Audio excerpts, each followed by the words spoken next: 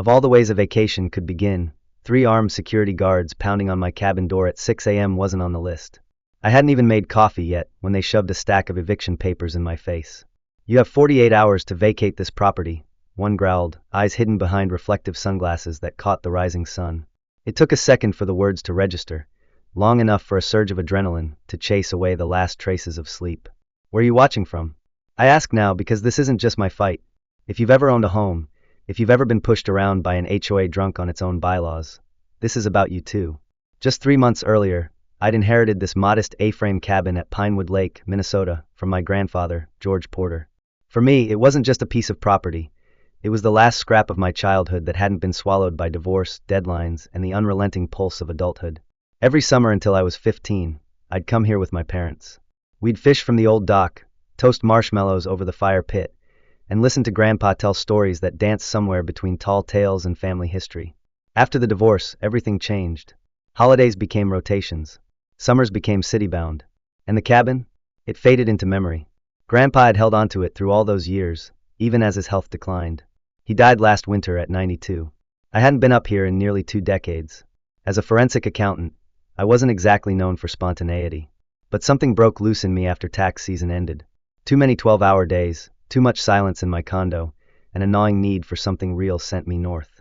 I told myself it was about property inspections, maybe updating the will. But deep down, I think I was chasing ghosts. The drive to Pinewood Lake felt like therapy. Asphalt gave way to dirt roads, skyscrapers to pines, and suddenly I was breathing again. The air smelled like wood smoke and wet moss, like every good thing I'd forgotten. When the trees finally parted, and I saw the lake, something in my chest unclenched. There it was, the A-frame cabin, slouched slightly like it was exhaling after holding itself up for too long. I killed the engine, stepped out, and stood still just listening. Birdsong, water lapping, and a silence so deep, it felt like it had been waiting for me. Inside, the place was exactly as I remembered, maybe dustier, maybe smaller, but sacred in the way places get when they're untouched by time. The couch still sagged in the middle, the fishing lures still hung above the mantel, and the scent, cigars and cedarwood, was like a handshake from the past. That night, I sat on the deck with a beer, watching the lake burn orange and violet in the sunset. I made mental plans for repairs, replace the boards, fix the leak in the kitchen, maybe even finally build that boat dock Grandpa had always talked about. But then came the knock. The pounding. The 3 men with uncomfortable-looking sidearms and identically impassive faces. "Carwin Porter?" one asked, flipping through a clipboard like he was checking inventory. "This property is in violation of community ordinances. You're trespassing on HOA-managed land." I blinked, still half asleep, in my pajama pants and with a chipped mug of coffee in my hand. "This cabin has been in my family for over 50 years, I said, my voice still rough. They handed me the eviction notice like it was a parking ticket. $25,000 fine if you don't leave within 48 hours, the tall one added. Then they got into a gleaming white SUV labeled Pinewood Lake Community Association in tasteful navy serif. I stood frozen on the porch as the SUV disappeared into the trees. What the hell just happened? Still stunned, I wandered down to the dock. The old rowboat Grandpa used to take me fishing in was still under its tarp, rocking gently with the morning breeze. I remembered sitting there as a kid, dangling my legs over the side, listening to stories about how our family settled the North End before the development boom. And now this same patch of land was being labeled community property? That's when I heard gravel crunching behind me. A man approached, old, weathered, with the kind of face that had lived through winters and wives. "You must be George's grandson," he said, sticking out a hand. "Shanley Maddox. Your grandpa and I fished together nearly every week for 40 years. As we talked, the morning sun rose higher, and so did my sense of dread. Shanley listened closely as I explained what had happened. When I mentioned Doris Clark and the HOA, he sighed like he'd been expecting this. "That woman's been trying to push out all the original owners," he said, voice low. "Started some development company, got herself elected president, and now she's turning this place into a damn theme park for yuppies. Your grandpa fought her until the day he died." Later that morning, I spread the eviction paperwork out on the deck. Legalese stacked like bricks, zoning ordinances, boundary violations, fines, threats. According to their map, my cabin encroached 50 feet onto common land. The dock wasn't mine. The lakefront access? Nope. Apparently, I was now a safety hazard. They'd crafted the documents to intimidate, to overwhelm. And it was working. But something didn't sit right. I remembered Grandpa telling me once, "You can argue emotion, but you can't argue deeds. Paper wins." It wasn't until later that night, while putting the documents away, that I found it. A folder had slipped behind the shelf, labeled Pinewood Lake Original Survey Keep Safe, in Grandpa's neat, all-caps handwriting. Inside, a yellowed property survey from 1963, a bundle of deed documents, and a small leather-bound journal. I stayed up until 3 a.m. reading. The survey clearly marked our property line extending to the lake, with 70 feet of shoreline. The deeds matched. And the journal? It read like a war diary. Pages and pages of notes on HOA meetings, legal correspondence, property law citations. There was an entry from 5 years ago that chilled me. New HOA president, D. Clark, offered to buy my lot. Insultingly low price. When I declined, she implied regulations might soon make my property non-compliant. I smell a setup. Taking precautions. The man had spent 4 decades as a land surveyor. He knew what he was doing. He knew they'd come for it. And he left everything I'd need to stop them. By the time I collapsed into bed, a new feeling had replaced my anxiety resolve. They thought I was just a tired city guy, a desk jockey here to play homeowner. But what they didn't know, I audit million-dollar corporations for breakfast. And now they'd made it personal. What would you do if someone tried to erase your legacy? If they trespassed not just on your land, but on your memory? This fight wasn't just about a cabin anymore. It was about the story behind it, the man who built it, and the quiet war he waged so that one day, someone like me could stand on that dock and say, not today. Not ever. Where are you watching from? Because this isn't just about Pinewood Lake. It's about what happens when small power meets big resistance. And trust me, this story is just getting started. The morning after discovering my grandfather's survey documents, I woke with a different kind of tension coiled in my chest. Not fear this time, but anticipation.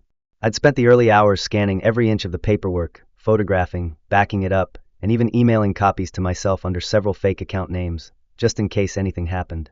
Paranoia wasn't paranoia anymore, it was protocol. The sun was just beginning to break over the lake, painting the water in streaks of copper and gold, when I noticed something off. The dock, the one the HOA claimed wasn't mine, had scuff marks, fresh rope burns on the poles, and subtle indentations in the wood, like recent activity. Grandpa's rowboat hadn't been moved, but the signs were unmistakable. Someone had been using this dock. I grabbed my phone and walked next door to Shanley's. He was watering tomato plants, wearing suspenders, and a look that suggested he hadn't been surprised in decades. They've been using your dock, all right, he said before I could even ask. Doris rents it out every weekend. $100-200 a spot for lake access. Tourists come in, fish a little, leave trash, and she pockets the cash. She even gave it a listing name, Pineview Luxury Docking. My jaw clenched. Not only had they tried to evict me, but they'd also turned my grandfather's dock into a cash cow. How long has this been going on? I asked, already knowing the answer. Shanley looked up at me, face grave. Since a week after your grandpa passed. She waited just long enough to look decent. Fueled by quiet rage, I spent the rest of the day diving deeper into the documents Grandpa left behind. His survey was just the beginning. The journal contained not just property lines and legal arguments, but also timelines of his battles, notes on town hall meetings, correspondence with past HOA boards, and even annotations of neighbors who'd been targeted or pressured into selling. On the inside of the back cover, I found something unexpected, a sealed envelope with my name in bold, trembling handwriting. I hesitated before opening it. The paper was thin, the ink faded. Carwin, it began. I fought them as long as I could. This place means something, but I'm too old to finish the fight. I've left you everything. The truth is in the surveys. Don't let them take it. I read that letter 3 times, letting it absorb into me like a vow. By midday, I was on the road to the county office, 30 miles south in Millbridge. The building was a squat brick square, the kind of place where time seemed to move slower and the coffee never quite reached hot. I met with the deputy assessor, an older woman named Linda who wore her reading glasses on a chain and seemed more interested in knitting than real estate. But when I showed her my grandfather's original documents, her demeanor shifted. She rifled through county records and after a long silence said, there was a reassessment filed 6 months ago. It was finalized 3 weeks before his death. The updated documents confirm shoreline rights, full riparian access, and ownership to the natural waterline. My breath caught. So, the HOA's map is incorrect? She nodded slowly. According to county records, yes. And unless they've legally superseded this survey with a new one that went through public hearing and approval, they've got no leg to stand on. Driving back, the pines seemed taller. The lake sparkled in a new way. It wasn't just nostalgia anymore. This was territory. Legal territory. I parked the truck, took a few minutes to watch a heron glide silently across the water, then returned to the cabin, my mind spinning with strategy. That's when I noticed the woman. She was crouched near my property marker, examining it with the kind of concentration usually reserved for crime scenes.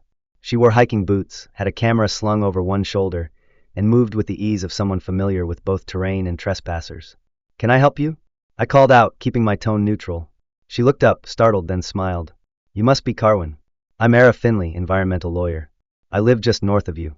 She extended a hand and gestured to her cabin down the shore. Shanley told me what's been going on. Thought I'd come say hello, and maybe warn you. We sat on my deck, the sunlight filtered through the trees, dappling everything in warm tones. Over coffee, she told me her story.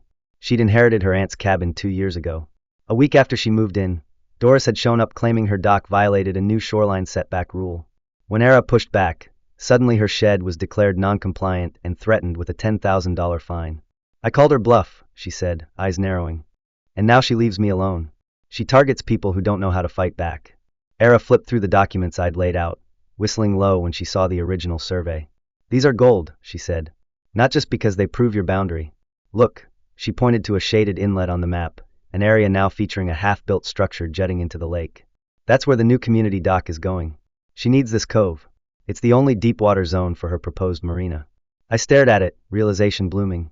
She can't build the condos without access through my property. Era nodded. Exactly. She's trying to push you out and buy the land cheap. It's hostile acquisition HOA style. That afternoon, I saw the white SUV again. This time, Doris stepped out herself. Immaculate as ever, blonde bob, designer blouse, clipboard in hand. She didn't bother with pleasantries. Mr. Porter, she said, surveying my property like it was a blueprint, we're conducting our daily inspection. Your railing violates safety code, and your boat registration is not on file. We've also installed a security camera for community safety. She pointed to a small black lens bolted to a pine tree, clearly aimed at my deck. I forced a smile. Miss Clark, there seems to be some confusion about my property lines. I have documents. She cut me off with a dismissive wave. Those are outdated. The community has evolved. You'll find our regulations in this packet. She handed me a thick envelope. Fines increase daily. I didn't respond. Not with words. Instead, I pulled out a manila folder. This, I said, is a certified copy from the county office. My grandfather's reassessment was filed and finalized. It confirms riparian rights and ownership to the lakefront. Her hand twitched slightly. Just enough. Any superseding documents must be filed with the county, and as of this morning, yours don't exist. For the first time, she didn't have an immediate comeback. Just a tight smile. Our legal team will review, but I strongly suggest you come into compliance. Her eyes lingered on me like a challenge. Then she turned and left. As the SUV rolled away, I noticed one of her assistants discreetly snapping photos of my car's license plate, the boat tarp, even my bird feeder. My chest tightened. This wasn't over. This was a siege. That night, I couldn't sleep. I sat at the table, staring at maps, timelines, deeds. Then I found something I'd missed before, an addendum in Grandpa's journal. A single sentence. If they can't buy the land, they'll try to invalidate the water. I flipped to another entry. Clark's planning a revitalization. Her company is overleveraged. This lakefront is her lifeline. It made sense. The boat dock rentals, the push for marina expansion, the aggressive HOA fines. It was all a desperate grab for liquidity. I opened my laptop and began searching public databases. Within an hour, I found it, architectural renderings labeled Pinewood Lake Luxury. A proposed development with 30 units, a private dock system, and amenities that made the old lake town look like a spa resort. And right at the center of the design, my cove. My dock. This wasn't just a dispute. This was theft, dressed in khakis and bylaws. But now I had motive, method, and proof. And the next move? That would be mine. The storm didn't come with thunder. It came with silence. A kind of manufactured quiet that crept into every corner of my cabin the morning after Doris's inspection. I knew something was off the second I flicked the kitchen light switch, and nothing happened.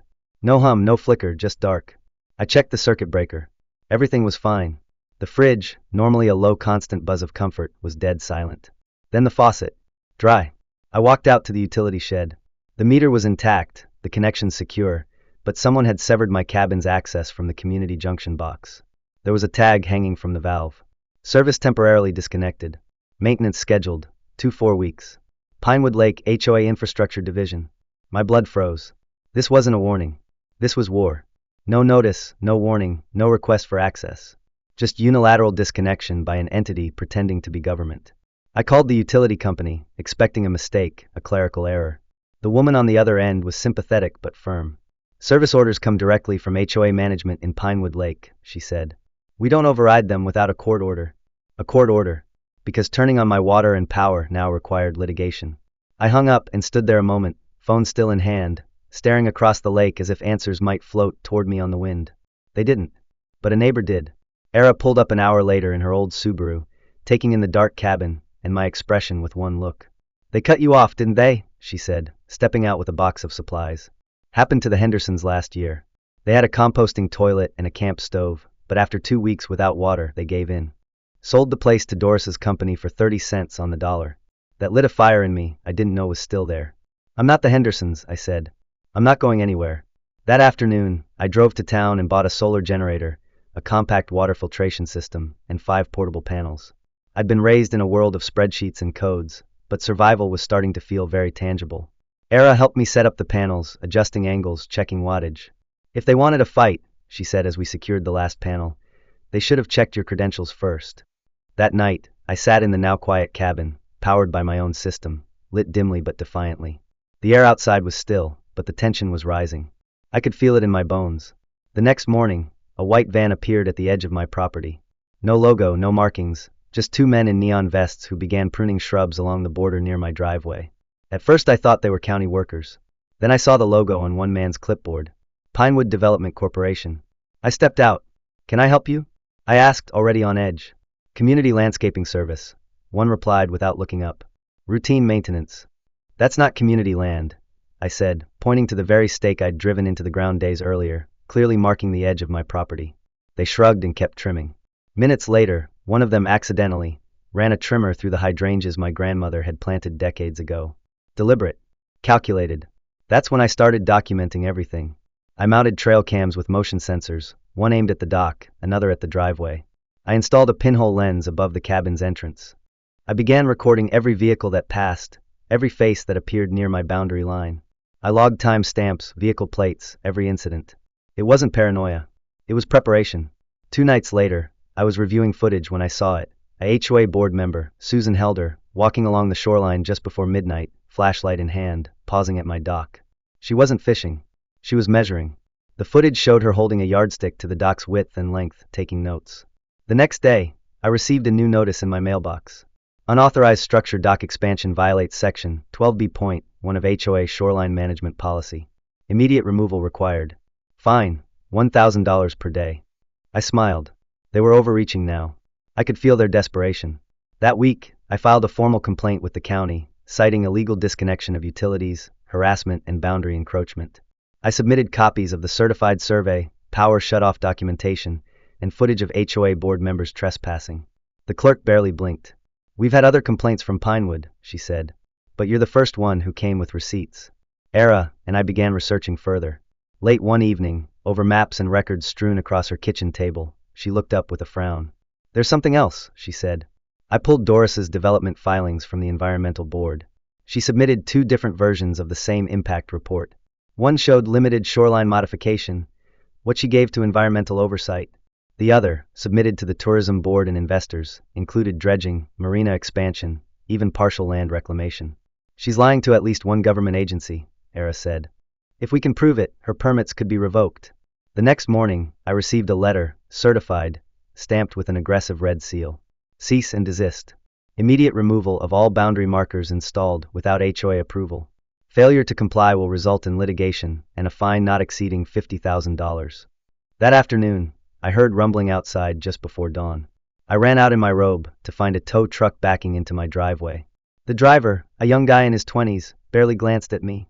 "Got a removal order," he muttered, showing a paper with the HOA letterhead. It claimed my car was illegally parked in a shared access zone.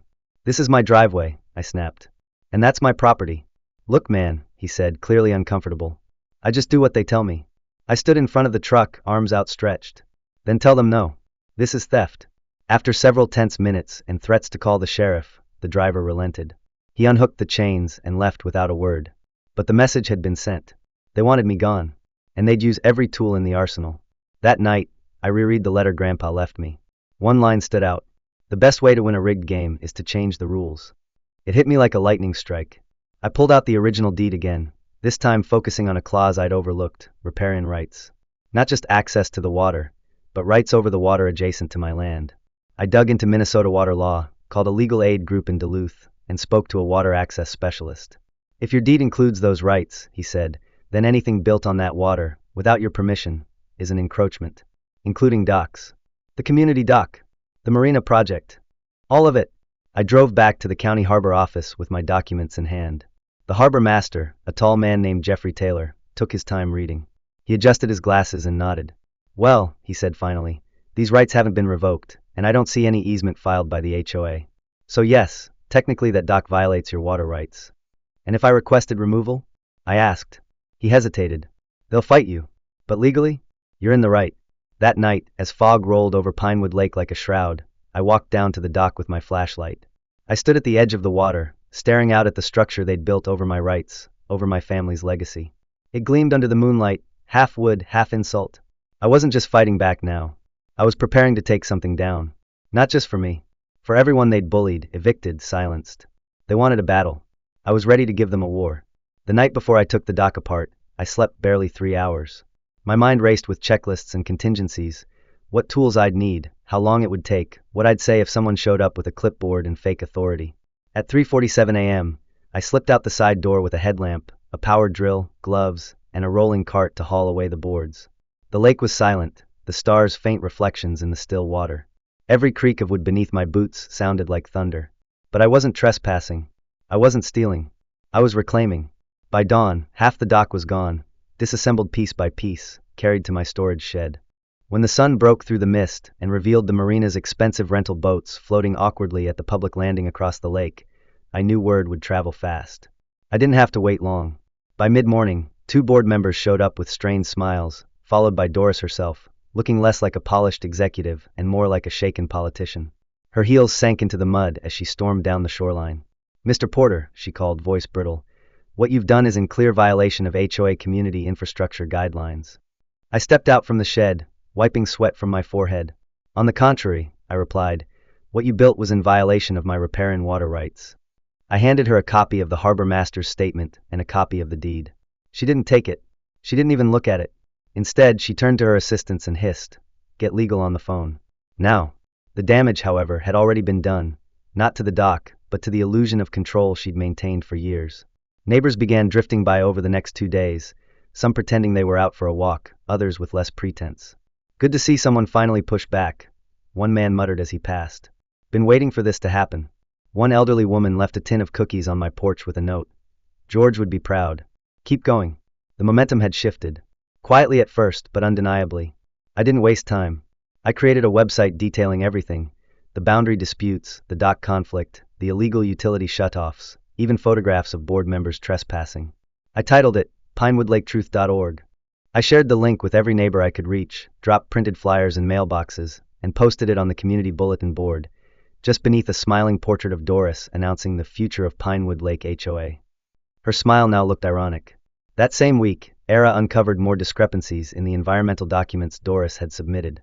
The plans promised to preserve wetland zones, but aerial footage captured by a local conservationist showed active excavation, heavy machinery disturbing protected land. She compiled everything, dates, filings, before and after imagery, and sent it to the state environmental authority. Meanwhile, I doubled down. I bought more cameras. I installed motion-activated lights. I updated my website with a full interactive timeline of events. And then came the escalation. One evening, as I returned from town, I found unfamiliar vehicles parked along the road outside my cabin.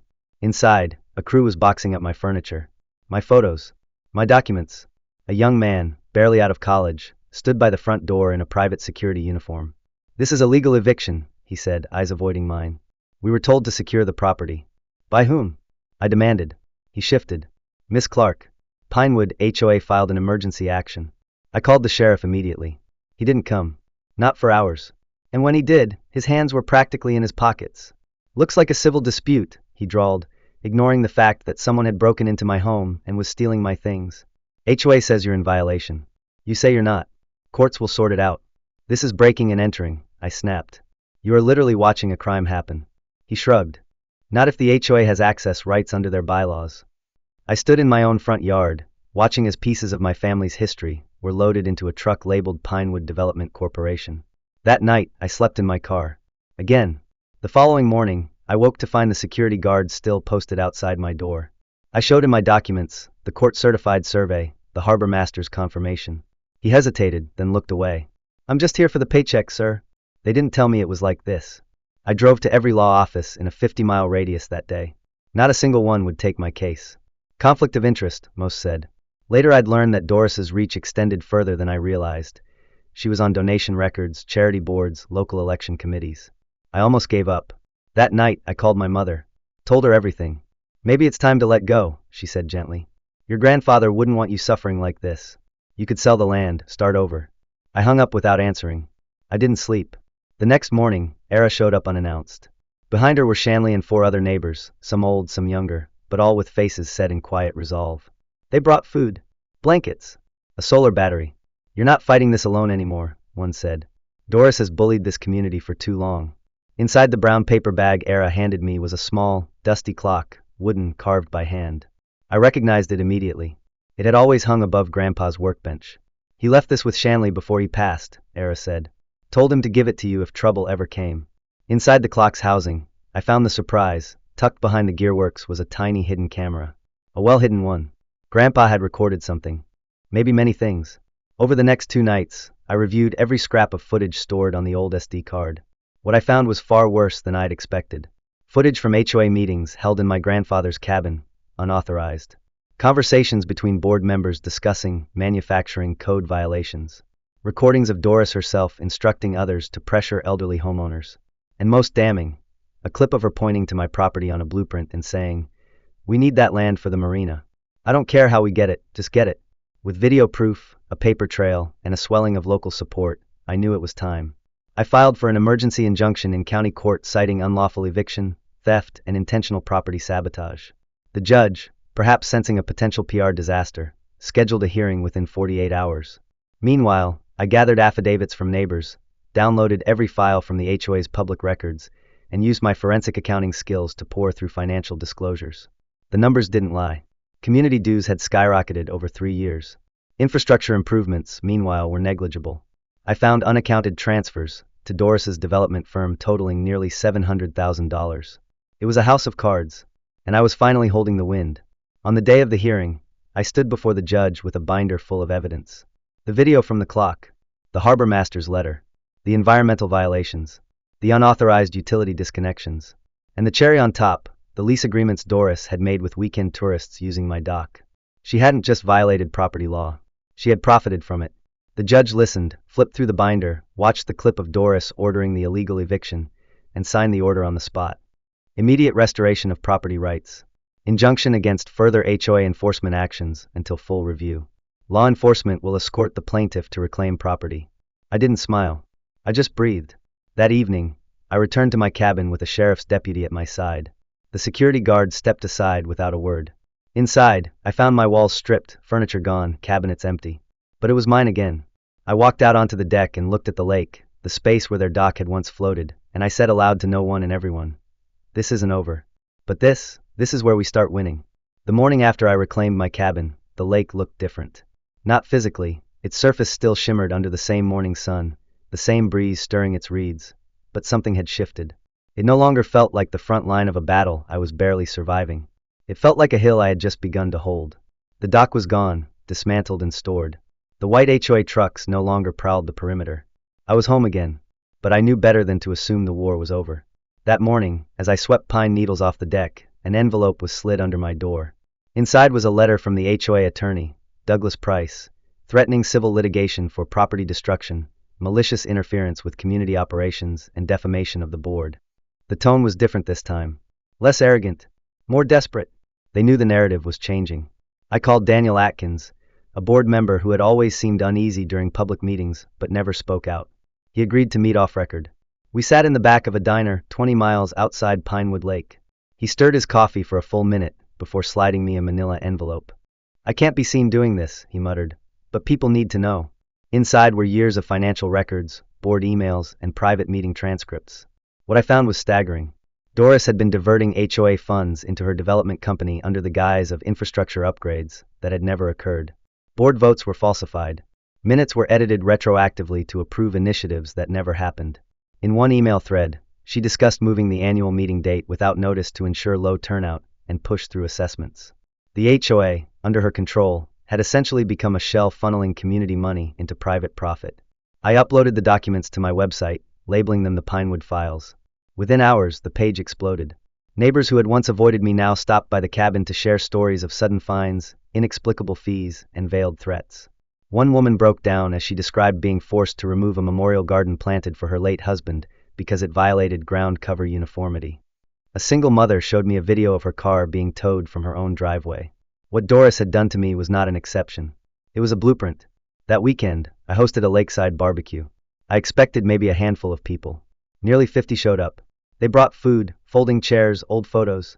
We ate under string lights as kids played by the water and someone strummed a guitar. For the first time in years, Pinewood Lake felt like a community again. People began sharing what they had been afraid to say out loud. How Doris used fear as a governance tool. How complaints were ignored or punished. How her husband's connections in county offices made resistance feel futile. But now futility was fading. After the injunction and the release of financial records, several board members began asking real questions during meetings. When Doris tried to shut them down, homeowners pushed back. The old silence had fractured. Daniel texted me a heads up. Doris had called for an emergency board session to approve a legal defense assessment, a $3,000 fee per household to fund a lawsuit against me. Time to bring everything you have, he wrote. I didn't sleep that night. I printed every document. I cut a highlight reel from the footage my grandfather's clock camera had captured, showing Doris instructing workers to remove my possessions, laughing about the sheriff being her friend, admitting on tape that the condos would triple property values and price out the riffraff. When the meeting began, I waited outside.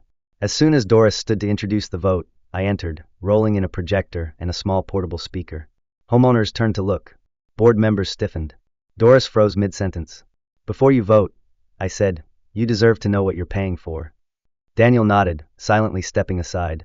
The first slide showed the diverted funds, over $700,000 misallocated across 3 years. The next slide showed luxury renderings of the Pinewood Lake condos, with private marinas extending over my cove. Then came the emails, collusion with inspectors, coordinated fines, evasion of permits. Finally, the video. The room went still. Doris's voice filled the room. We need that land. I don't care how we get it. Then, he'll break eventually. They all do. Just keep increasing the pressure. The final clip was from the illegal eviction.